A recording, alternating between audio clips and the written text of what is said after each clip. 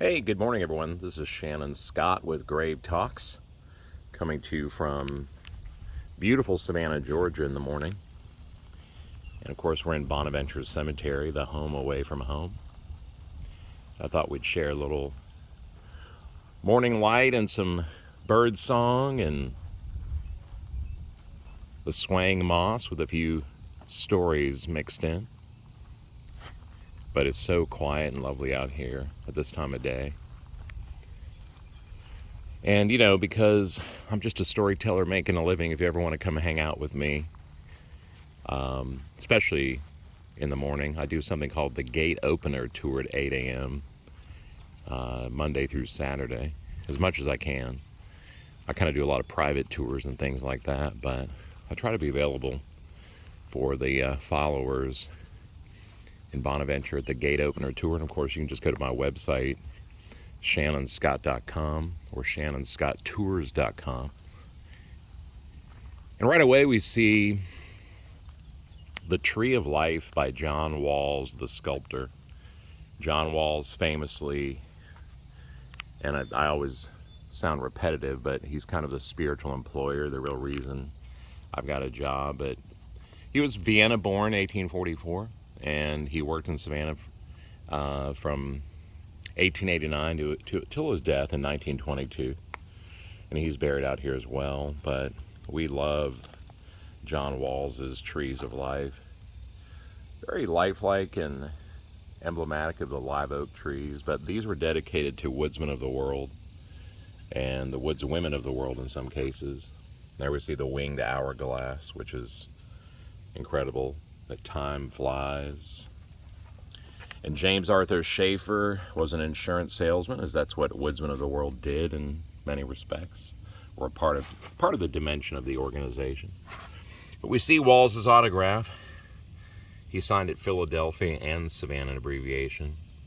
And that's because he was living there at the time in his transition to Savannah. Walls' sister lived in Philadelphia, Filipina. And he was up there as a stonecutter doing his thing and became a rock star overnight when he unveiled the monument to the Pennsylvania 106th Infantry on the Gettysburg battlefield, 1889, and came down to Savannah not too long after.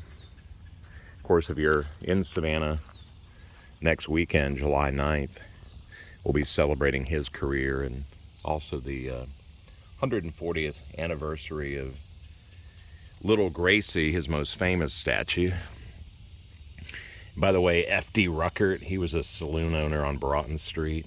Did very well for himself. Obviously, he could go to John Walls and got an autograph. And people hear me say it all the time, but if Walls signed your statue or your monument, he charged you twice the cost of the monument. So you had to have deep pockets to go to Walls. And then autographing it, man, that was like another expense altogether. Double. Probably one of the number one questions I get from people on my tours, hey, who's that bronze lady runner over there? And gang, you're looking at the statue of Julie Backus. Julie Backus was Savannah's fastest female runner. She ran 21 major races in her lifetime, 3 in the mountains of the United States. Just love that view, those clouds. It's like Julie's looking up to the sky there. And I can honestly say that she was not only a customer of mine at a deli that I ran for a few years in Savannah called Eli's Deli. In fact, my boss, a former, Mr. Caratassis, buried not too far from us here. But this is Julie, and she was beautiful, and I also don't mind telling people I had a major crush on her. But she was gorgeous, and she would come in 5 days a week sometimes to the deli. We often would sit down and have lunch together in the quiet hours of the deli. But she, ran 21 major races, and she was really a marathoner of the human spirit. People really remember her for her kindness and did not have a a qualm really or a quibble with too many people. I think she internalized a lot of things and sadly took her own life. That was a big heartbreak, to say the least. I can't even speak to that really with her family, but I can just tell you that I was devastated to learn that. This was just the antithesis of someone in the way that they lived, to know that they died that way. But yeah, she is remembered though as a champion of mental health too. I don't think she understood how much she meant to everybody. I really don't. I think that's often the case, right? Obviously. But her mother, who will be 100 years of age in 2025, and may she make it, and then some years past. You still read about her mother, Marie, in the newspaper, real firecracker. And she hired a couple different sculptors to make a couple different statues of her daughter. And this one was done by Kevin Conlon, who was a dean of sculpture at the Savannah College of Art and Design until 2008. And when he got the blueprint, or rather, sorry, the commission, he contacted Nike of New York to get the blueprint for the 1980s Nike Pegasus shoe. That's what we find here. And we see all the memory stones, which kind of adds a lifelike dimension to her monument. Placed here, obviously, by the friends and family of Julie, and sometimes just strangers inspired by her story. We've had many, many years of the Rock and Roll Marathon in Savannah, and that's usually the weekend after Halloween, and my tour is booked, and namely by the runners, and they all want to come see Julie for a minute. It's kind of neat. I know she'd love that she has like worshipers that are also runners. So this is the plot of the Clary's Cafe family. If you all ever get to Savannah, or if you've been to Savannah, at the corner of Abercorn and Jones is a cafe that's been in business there since 1903, and this family owned it for 93 years. And I lived catty corner to Clary's Cafe for the better part of 14 years, and that was such a cool corner to live on for the most part. And my pharmacist, Bill, he's buried down here. He died at 46, mostly there. And I remember him behind the counter in his lab coat, or his pharmacist coat, and he had jet black hair that was like very slicked over, and a jet black mustache. I mean, if you have kind of like in your mind a 19th century, gentleman or European man, a bit of a barbershop quartet guy, that was Bill. And I think when he was diagnosed with some illness at 43, they sold out the corner of that to Rite Aid. And then when he died in 1996, they sold out the whole thing. And because Clary's Cafe was featured quite significantly inside of the film, or the book, I should say first, Midnight in the Garden of Good and Evil, many of the characters, the real Savannians, are described as hanging out in or at Clary's Cafe. The numbers went up when that shattered a lot of book records sales-wise, and the book's been printed in 127 languages, so lots of people know Clary's Cafe. But I used to enjoy when Emma Kelly, the lady of 6,000 songs, would play the piano in that restaurant at night. So I would sit on my front porch and listen to some of the dinner groups renting it out, and you could hear her or whatever other musicians like Chris Chandler, and probably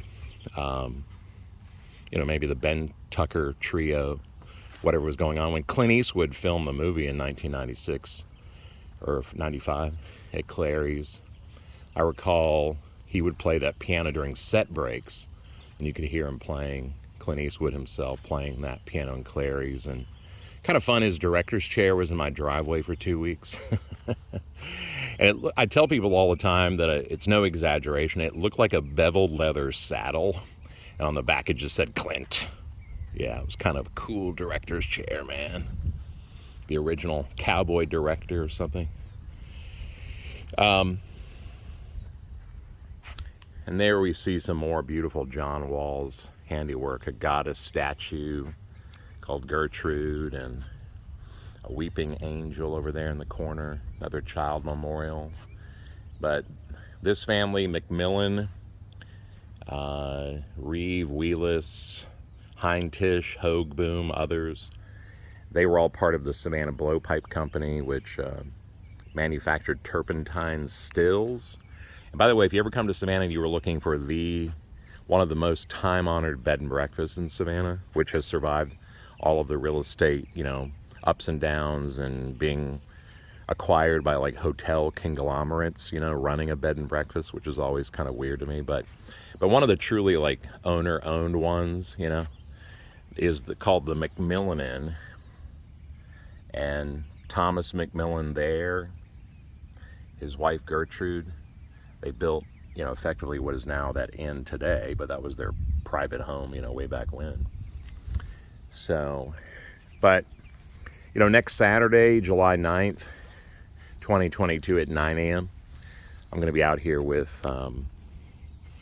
hopefully a good crowd as we celebrate the 140th birthday of John Walls's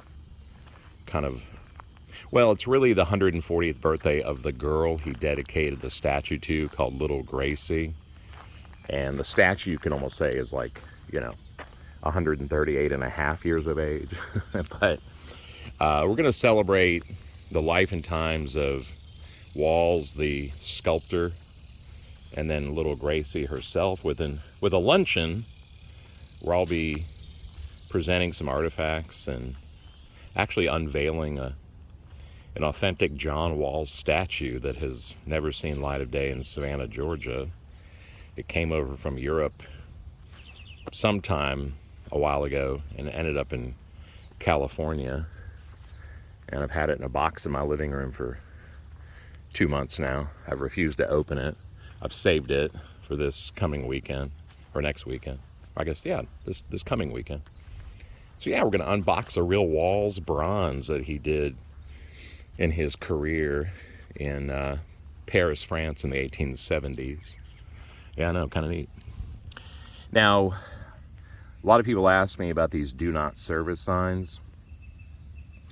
And perpetual care is a law that if you're buried in a cemetery, in most states anyway, you have to buy a maintenance contract. But way back when you were an old family like the Frost family here, you purchased a luxury contract called perpetual care, and you got like really fancy care and fancy gardening and stone cleaning and the whole thing. When the American Depression killed that, and city government comes in to rescue the cemetery, although we use that delicately, the term rescue. But sometimes the families just don't want city workers in their plot, whatever. Sometimes they found damage, to be honest. So they will opt out of the city program, and these signs are just for the, ever-changing group of city workers that come and go, and they just basically are telling people they don't want anybody doing that in their plot. So that's what that means. And I like when these plots sometimes get overgrown because they look like, they look more authentic. I mean, even the weeds sometimes are beautiful weeds. I don't know. Sometimes there's like just a beauty to just letting nature do its thing. Not always. But in this case, I just like the little grasses that have popped up and little ferny fern plants. I mean, if it were my plot, I would just leave it alone, but I might clean the monuments. By the way, that's a John Walls sarcophagus back there in the middle for the walker. So you can see a little bit of the marble peeking out, and how that one spot has always been just clean. Who knows why, right? It's weird. But everything else is just kind of moldy. But I always like that last name, Frost. Makes me think of cooler weather. Especially as it's now July. Hard to believe. There we see another do not service sign. I need to find out more about the Nanaga family. I just kind of like that almost church pew, just kind of altarish looking monument stone. It's really curious. but I don't know enough about the Naniga family to tell you anything. Let's check mark that or note that for later, shall we? But before the sun gets too high, I thought I'd share the Owenstein Monument with you all. And we see it's beautifully cleaned. And if memory serves, I could be wrong on this, but I think they replaced that supporting base stone at some point. I don't know. It just seems like it's newer than the statue. And I wonder about the story on the statue. I don't know if any Owensteins are out there who can comment, but they own the Savannah Shipping Company. They have for a long time. I mean, clearly at some level from the 19th century. And they had the money to go to John Walls. And what we find is a maiden who is so beautifully carved, I cannot tell you just how beautiful. This to me is Walls' best piece. Okay, so Little Gracie, his most famous in Savannah. But this is the finest artistic piece, I think, that he's responsible for that sits in the city limits. And I don't know if it's just because, he was so inspired by the model, or he was just of a certain feeling that month. I mean, and this could have taken, depending on the order of his studio, anywhere from a year to 5 years. So not sure, exactly when they unveiled this, but clearly before his death. So I would guess before the turn of the century, maybe just slightly after the turn of the 20th. But it's one is just incredible, and I would love to know who the model was, if there was a model. But it's really a kind of a Mary figure, and it's a remembrance figure, and she's sitting on Golgotha and contemplating the life of Christ on earth, the life in heaven, and of course the crucifixion, and just mortality. But I mean, every quirky digit of the toe is immaculate. Every little kind of, I don't know, I don't want to say detail, that's not the right word, but every little bit of naturalism in the hand up there is just exquisite. Like, if I was going to join a cult that worshipped art, like I would sort of kiss thy hand, maiden, because it's so beautifully rendered, my goodness. But they clean this one once or twice a year. And I love that because you can really get a sense of the crepe fabric of the gown and the folds, and there's a little wear in the rock too. But it's just his best. And it's maybe the least or one of the lesser known. I mean, even though everyone drives by it, walks by it, it's not maybe as talked about. But creeping up the back is a passion flower, which is associated with the crown of thorns. And I want to say that passion flowers used to grow all over Bonaventure Cemetery. And it's my favorite flower, just for the record. But I always say that this is kind of Walls giving the statue a sense of the place, which he did incorporate some plant life that, were already known symbols to him from the Bible or what have you. But sometimes they seem to be like he made the choice because he knew where the statue was going, if that makes sense. So passion flowers used to grow all over Bonaventure, and I think it's interesting that you don't find them like you find them growing downtown Charleston, South Carolina. You don't find them growing really downtown Savannah. I don't know why that is. I mean, they get kind of wildly, I get that, but that flower, man, is just off the charts. It's like it's an alien flower. Supernatural, I love that. We'll just kind of show you the toes real quick. That's what I'm talking about. Sexy feet. And she's holding the eternal wreath to, again, show that sense of the eternal. But I love this little band of fabric that's up there on the arm. That's just like a little added goodie, Now, one curious burial that happened not long ago. A DJ, Dave King Kong Kelly. Yeah, I don't know if I ever had the honor of attending an event where he was spinning, but I just know that when he died in 2016, someone put a Huey Lewis and the News 45 for the song The Power of Love. And I mean, that thing just sat here and weathered until it just cracked and was gone. But apparently that might have been a go-to song of his. But yeah, I don't know anything about Dave King Kong Kelly necessarily. But I will say that hopefully people will not get too far removed from the beauty of vinyl that they'll not recognize a 45, 100 years from now kind of thing.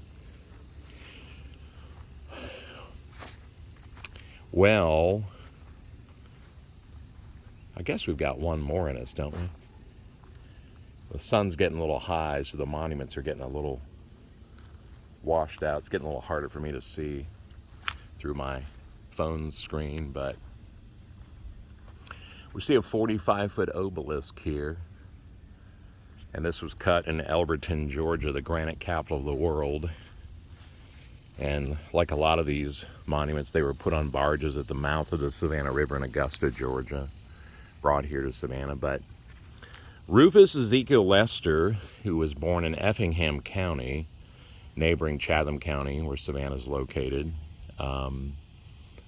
he was a U.S. Senator. He was born in 1839. He died 1920. In Washington, or no, sorry, that's Laura, my bad, sorry. So I'm reading the side for Laura, even though it's noting her as the beloved wife of Rufus Ezekiel Lester. So she was born in 1839, died in 1920, 14 years after her husband. But we have old Rufus here. He was born in Burke County, Georgia, which, I'll be honest, I couldn't tell you where that is. 1837, December 12th. He died in Washington, D.C., June 16, 1906. A gallant Confederate soldier, state senator from 1870 to 1879, 3 years as president of the Senate. Mayor of Savannah from 1883 to 1889, 6 years. Member of Congress for 16 years. True to every trust. And by the way, John Walls did the cross here dedicated to their daughter, her name also Laura, the daughter of Rufus and Laura Lester. We've got a sunflower creeping up this one. So this is another elegant John Walls piece. Laura, their daughter, by the way, died of diabetes at 33. And Rufus Ezekiel Lester, who I don't know a whole lot about as a human being.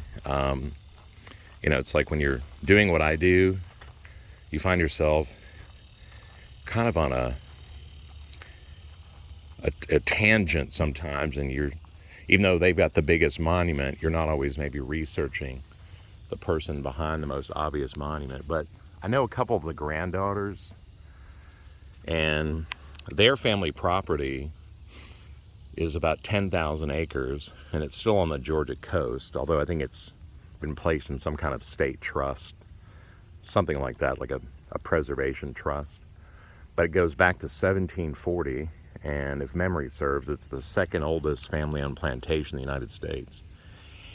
But Rufus, when he was a senator, he lived across the street from, or I should say congressman at that time of his death. He was living across the street in a fancy apartment building, and there was a rooftop element where you could go up to the rooftop and look at the dome of the Capitol building. So he took his wife Laura, some of the grandbabies, and I don't know which granddaughters were up there, but it was just a playful family moment. It was a happy minute. And although I get the feeling his wife Laura wasn't too happy about going up there, and then especially what happened next. So in the middle of the rooftop, there was a railing, and if you looked over the railing, you could look down into the glass ceiling that illuminated the atrium. And while goofing off with his grandkids, and I kind of wonder what that was about exactly, I don't know the behavior, but apparently while goofing off, he slipped and he fell over the railing. He plummeted through the glass ceiling, crashed through that, and he fell 4 stories. I don't know if it was like a total of 4 stories or it was 4 stories after he fell from the ceiling or from the rooftop, but he actually landed standing up in the lobby, which I can't even conceive of how that worked. But he landed standing up, probably because there was some break in the fall, so maybe he didn't fall like 4 stories, but the ceiling broke some of the speed. But from the impact of the injuries, he died not then, but 3 days later, and that had to have been just agonizing. But that was the end of Rufus Ezekiel Lester, the career politician and also major Freemason. But, gang, wow, we spent a lot of time together here this morning. I hope my rambling wasn't too awful. But I just wanted to do a little something out here in the morning. And as you've heard me mention a couple times, if you want to take my gate opener tour with me, it's really Monday through Saturday at 8 a.m. You can just go to my website, shannonscotttours.com. You can read my blog at shannonscott.com. And I hope you'll subscribe, as they say, and share the link with others that you feel might be interested. It's that kind of encouragement that keeps everything that we do going. And, of course, yeah, if you're in the neighborhood next weekend, July 9th, come check out the Little Gracie 140th birthday tour, where we celebrate John Walls, the sculptor, and do some fun things together. But I'll keep doing my thing of storing you guys, and I hope you'll keep watching. And happy July 4th.